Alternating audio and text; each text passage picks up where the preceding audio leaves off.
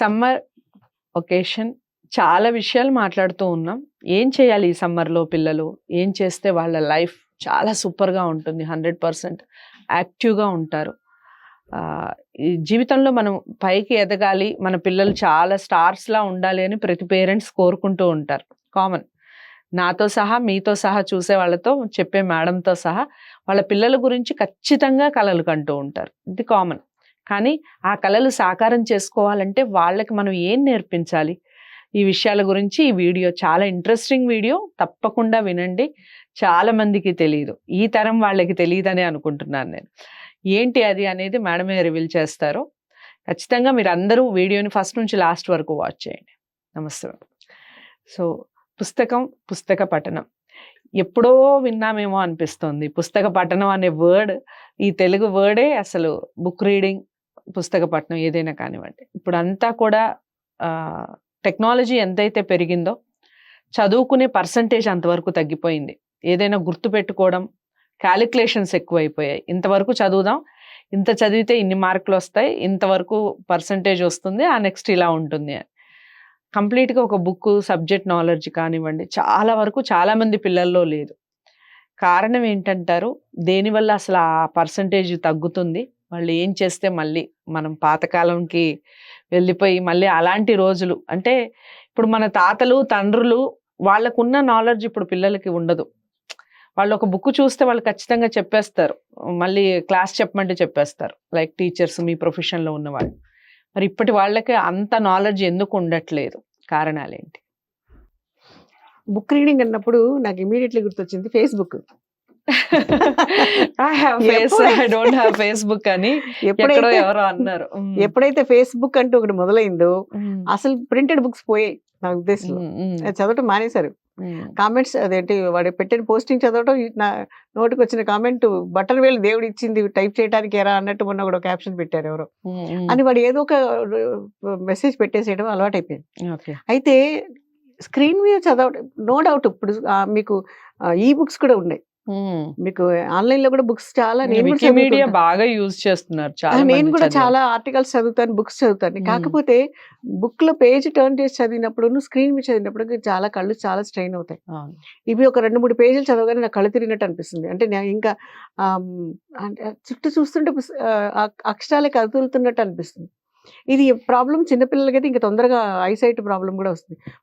ఇది వచ్చింది కాబట్టి నేను గుర్తు చేస్తున్నా, నాకు ఒకటి గుర్తొచ్చింది. ఈ రీల్స్ లో ఒకటి ఇది కూడా వచ్చింది. ఒక అబ్బాయి కంటిన్యూషన్ గా చూస్తూ ఉంటాడు, వాళ్ళ అమ్మ ఎంత చెప్పినా ఒప్పుకోడు. డాక్టర్ దగ్గర తీసుకెళ్తే కూడా డాక్టర్ చెప్తాడు, మీ ఐ పవర్ పెరిగిపోతుంది, నువ్వు మొబైల్ ఎక్కువ చూడకాని. కానీ వాడు కొన్నాళ్ళు చూసిన తర్వాత వాడికి కళ్ళు అసలు పూర్తిగా కనిపించడం మానేసిన తర్వాత వాడే ఒక మెసేజ్ ఇస్తాడు, మీరు నాలాగా ఎక్కువ స్క్రీన్ చూడకండి, కళ్ళు కనిపించకుండా పోయాయి, నాలాగా మీరు అవ్వకండి అని ఒక చిన్న పిల్లాడి చేత మెసేజ్ ఇప్పించారు. That's a best useful message for everybody అనుకుంటా నేనైతే. ఓ వీడు నాకు కూడా చెప్తాడేమో అనిపించింది నాకు ఒకసారి. అంత స్క్రీన్ చూస్తే డెఫినెట్లీ ఐ బాల్ ఎక్కువ మూవ్ అవుతుంది. స్క్రీన్ రేడియేషన్ అన్ని ఉంటాయి కదా, రియాక్షన్ బాడీ మీద. సో పేజ్ టర్న్ చేసి ఎవరు చదువుతున్నారు? ఇంకొకటి, అదివరకు బుక్స్ చదువుకునే వాళ్ళు స్కూల్ లెవెల్, మేము స్కూల్లో చదివేటప్పుడు అయితే మా టాపిక్ ని రిఫరెన్స్ బుక్స్ మేము ఫాలో అయ్యేవాళ్ళం. సిలబస్ అంతవరకే ఉంటుంది, కానీ ఇన్ అడ్వాన్స్ ఇంకా ఏముంటుందో అన్న ఒక క్యూరియాసిటీ మాలో ఉండేది. మళ్ళీ వెంటనే ఒక కౌంటర్ వేయచ్చు కింద కామెంట్స్ లో ఎవరైనా, మీరు చదువుకునేప్పుడు స్క్రీన్ లేవు, సోషల్ మీడియా లేదని. వీఆర్ నాట్ అడిక్టెడ్, కానీ సోషల్ మీడియా కన్నా ఎక్కువగా అడిక్ట్ అయ్యి మేము చదివింది పుస్తకాలు. ఆ విషయం గుర్తుపెట్టుకోండి. ఈ రోజు సోషల్ మీడియాలో ఎంత మీరు అడిక్ట్ అయ్యి మీరు ఏం ఉపయోగపడే విషయాలు పిల్లలు చూస్తున్నారో నాకు తెలియదు, కానీ మేము స్కూల్లో ఉన్నప్పుడు ఎంత ఎడిక్షన్ అంటే స్కూల్ టైం అయిపోతున్నా కూడా హడావిడిగా ఫాస్ట్గా ఆ రోజు వచ్చిన పత్రికని, ప్రభ, జ్యోతి అంటే మా ఇంట్లో కొన్ని పుస్తకాలు, ఆ రోజు సీరియల్ అర్జెంటుగా చదివేసి, ఈ రోజు టీవీ సీరియల్స్లో లాగానే సీరియల్ అర్జెంటుగా చదివేసి అర్జెంటుగా స్కూల్కి వెళ్ళే పిల్లలు ఎవరు ఫస్ట్ చదువుతారు దాని గురించి ఎవరు మన ముందు డిస్కస్ చేయకూడదు. మనమే తెలుసుకోవాలి నెక్స్ట్ ఎపిసోడ్ వాట్ హ్యాపెండ్ అన్నది. అంత క్యూరియాసిటీగా బుక్ రీడింగ్ అన్నది అలవాటు అయిపోతే కనిపించిన ప్రతి పుస్తకం చదివే అలవాటు కొనుక్కుంటుంది. అది ఎవరికి ఉంది? ఈ పుస్తకం అలవాటు అనేది ఉంటే చాలా మంది అసలు పుస్తకాలు ఎక్కడ దొరుకుతాయి, మంచి పుస్తకాలు ఎక్కడ దొరుకుతాయి అన్న విషయం అసలు కంప్లీట్ గా మర్చిపోయారు. లైబ్రరీలు ఉన్నాయి. అసలు లైబ్రరీ అనేది గ్రంథాలయం, లైబ్రరీ అంటే గ్రంథాలయం అని ఇవి ఇవి కూడా తెలియని వాళ్ళు ఈ అసలు మధ్య కాలంలో వారోత్సవాలు ఉన్నారు. చేస్తారు, గ్రంథాలయ అవును. వారోత్సవాలు చేస్తారు నవంబర్లో. అవును. ఎందుకు అంత కర్మ పట్టిందంటే ఎవరు రావట్లేదు కాబట్టి అది ఒక అకేషన్ లాగా చేస్తారు. లైబ్రరీకి వెళ్ళి కూర్చుని సైలెంట్గా కొంతమంది పొద్దున్నే వెళ్ళి లైబ్రరీ ఓపెన్ అవడానికి ముందే వెళ్ళి కూర్చుని వాడు ఎప్పుడు ఓపెన్ చేస్తారా అని. అసలు చాలా మంది లైబ్రరీలో బుక్స్ మాత్రమే చదువుకుని గొప్ప గొప్ప మేధావులు, పెద్ద పెద్ద స్కాలర్స్, ప్రొఫెసర్స్ అయిన వాళ్ళు ఉన్నారు. పుస్తకాలు కొనుక్కునే స్తోమత వాళ్ళలో లేక ఆ గ్రంథాలయాల్లో దొరికిన పుస్తకాలు వాళ్ళ సిలబస్లో ఉండే టాపిక్ని ఏ పుస్తకంలో దొరుకుతుంది అని. మనకి ఈ పుస్తకం ఓపెన్ చేస్తే కొన్ని విషయాలు మనకు తెలుస్తాయి. కానీ చదవటం అంటే నేనేం చెప్తున్నానంటే మెసేజ్లు చదవటము, పెట్టిన టాపిక్ చదవటం కాదు. చదవటము అన్న ఒక ఆలోచన మనిషిలో ప్రతి మనిషిని, ప్రతి సన్నివేశాన్ని, ప్రతి సంఘటనని చదవగలిగిన స్థాయికి ఎదిగితేనే అది చదవటం అంటే. ఒక మనిషి కోపంగా మాట్లాడినప్పుడు మనిషి ఎట్లా ఉన్నాడు, ప్రసన్నంగా ఉన్నాడా, లేదా మనం అడిగిన ప్రశ్నకి ఎదుటి మనిషిలో రియాక్షన్ ఎలా ఉంది అన్నది కూడా ఒక రీడింగే, అది కూడా ఒక చదవటమే. అది కూడా చదవటం తెలియాలి. అది ఎప్పుడు చదవటం వస్తుంది? శ్రద్ధగా, కుదురుగా ఒక పుస్తకంలో ఒక పేజీని చదవటం ఉంటే ఈ ఫేస్ రీడింగ్ అన్నది కూడా వాళ్ళకి వస్తుంది. అలాగే ఒక మనసును చదవటం. అప్పుడు face is index of mind అంటారు. మనిషి కోపం వచ్చింది అని చూడండి, మీరు చిన్నపిల్లలు తొందరగా అబ్జర్వ్ చేస్తారు. ఇప్పుడు ఏదో అడుగుతాడు, అమ్మ కోపం వచ్చింది, సైలెంట్గా ఉండిపోతారు. చివరికి కుక్క పిల్లలకు కూడా అర్థమవుతుంది మనం ఎంత కోపంగా ఉన్నాం అన్న విషయం. అవి ఇమీడియట్లీ అబ్జర్వ్ చేస్తాయి. ఆ పాపం అవి ఏ స్కూల్కి వెళ్తున్నాయి, ఏం పుస్తకాలు చదువుతున్నాయి. అవి ఫేస్ రీడింగ్ చాలా బాగా చేస్తాయి. మనం ముద్దుగా పిలిచామా, కోపంగా పిలిచామా అన్న సంగతి వాటికి తెలిసిపోయి వాటి బాడీలో ఎంత చేంజ్ వస్తుంది. అది చిన్నపిల్లల వరకు వచ్చేస్తుంది. కొంత పెద్దవాళ్ళు అయిన తర్వాత వాళ్ళలో రియాక్షనే ఉంటుంది కానీ రెస్పాన్స్ ఉండట్లేదు. నేను అనేది చదవటం అంటే పిల్లలకి అంత స్థాయి వరకు వాళ్ళు ఎదగాలంటుందండి. పుస్తకాలు టెక్స్ట్ బుక్ చదివాలని నేను మార్కుల గురించి ఎప్పుడు నేను మాట్లాడను. వాళ్ళకి ఎన్ని మార్కులు వచ్చాయి ఇవన్నీ చదవగలిగిన రోజున వాడంత మేధావి ఈ ప్రపంచంలో ఎవరు ఉండరు. వాడికి వాడే సాటి, వాడికి ఎవరు పోటీ కూడా ఉండరు ఈ భూమి మీద. అంతవరకు చదవగలిగిన వాళ్ళు మాత్రమే. ఇప్పుడు ఏంటి ఒంట్లో బాగాలేదా అని చూడగానే అడుగుతాం, ఎలా తెలిసింది మనకి? వాడు ఎప్పుడు చెప్పలేదు, వాడు డాక్టర్ రిపోర్ట్ వెళ్ళలేదు, మనం వాడితే డాక్టర్ దగ్గరికి వెళ్ళలేదు.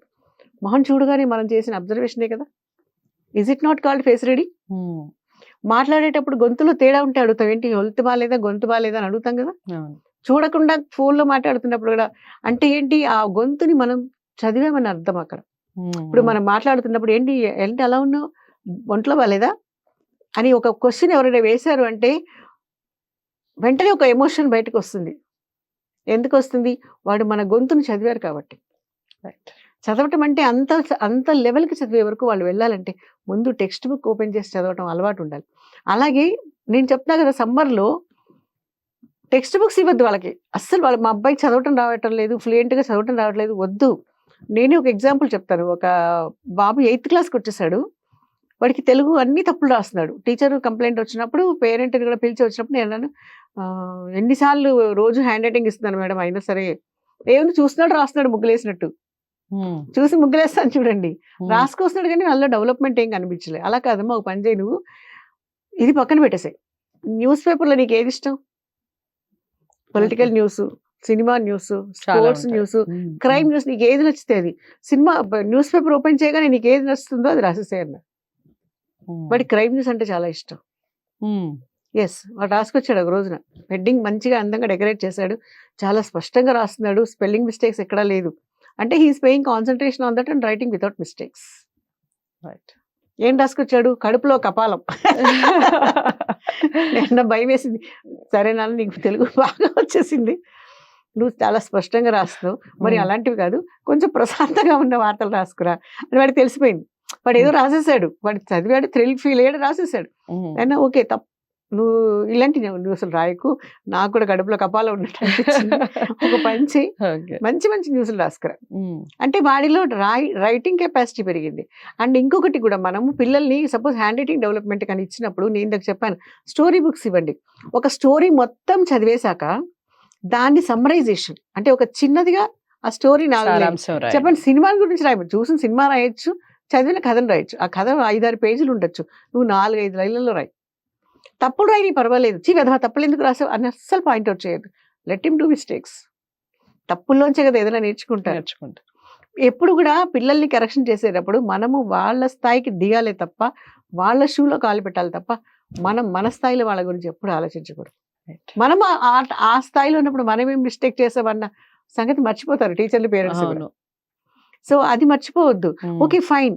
ఇప్పుడు పిల్లల హ్యాండ్ రైటింగ్ డెవలప్మెంట్ సపోజ్ ఇప్పుడు మనం అనుకుంటాం పిల్లల హ్యాండ్ రైటింగ్ బాగాలేదు, సమ్మర్లో దాన్ని డెవలప్ చేసుకోవచ్చు. ఎలా చేయొచ్చు?